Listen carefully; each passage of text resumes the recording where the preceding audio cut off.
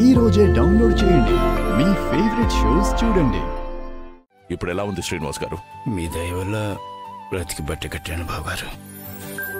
ఇందులో నా దయ ఏముందిలే, అంతా నీ అదృష్టం. నీ కూతురు తెలివితేటలున్నాయి.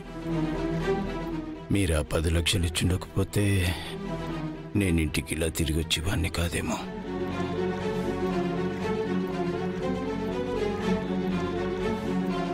జరిగిందేది మనసులో పెట్టుకోకుండా అంత డబ్బు ఇచ్చారంటే మా పాలిట దేవుడన్నయ్యా మీరు.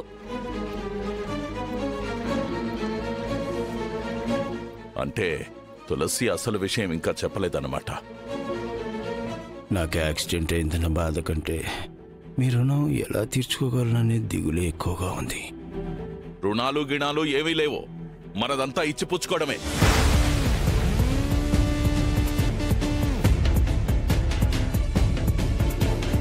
అసలు ఆ డబ్బు నేను తులసికి ఎందుకు ఇచ్చానంటే,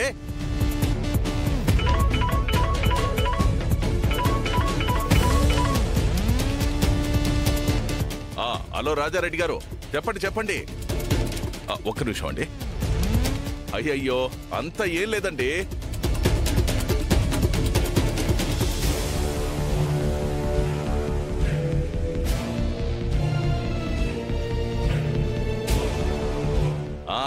రాజారెడ్డి గారు, అయ్యో భలేవారండి. మావయ్యని సంతకాల విషయం ఎత్తొద్దని బతిమాలుకుంటాను.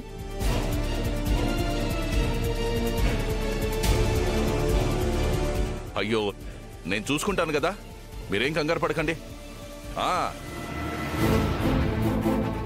ఏంటి మావయ్య గారు, మీకెలా చెప్పాలో అర్థం కావడం లేదు.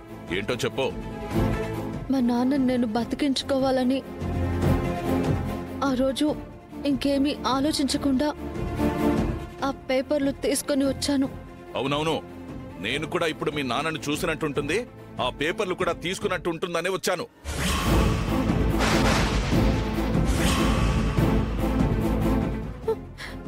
నన్ను క్షమించండి మామయ్య. అన్నయ్యని వదినని విడగొట్టాలని నాకే కాదు, ఈ ఇంట్లో ఎవరికీ లేదు.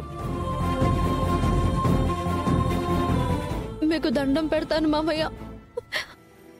అగ్రిమెంట్ పేపర్లు సంతకాల విషయం మా వాళ్ళకి చెప్పొద్దు. ఏంటి, మా పొలిటీషియన్స్ లాగే నువ్వు కూడా మాట మారుస్తున్నావు? అయ్యో, అలా ఏం లేదు మామయ్య, నన్ను క్షమించండి. మీరు సంతకం పెట్టిస్తానంటేనే ఆ 10 లక్షలు ఇస్తానన్నారు కదా అని నేను సరే అన్నాను. కానీ ఆహా, అవసరానికి అబద్ధమాడి ఏరు దాటగానే తెప్ప తగిలేద్దాం అనుకుంటున్నావా? మీరు నన్ను తిట్టండి, కొట్టండి, కానీ అన్నయ్య వదినలను మాత్రం విడదీయాలని చూడకండి. కావాలంటే మీరిచ్చిన 10 లక్షలు వడ్డీతో సహా నేను తిరిగిస్తాను మావయ్య. నన్ను నమ్మండి మావయ్య, ప్లీజ్ మావయ్య, ప్లీజ్. నువ్వు ఇలా వచ్చావన్నమాట. ప్లీజ్ మావయ్య, మీ కాళ్ళు పట్టుకుంటాను మావయ్య, ప్లీజ్ మావయ్య, ప్లీజ్ నన్ను క్షమించండి మావయ్య.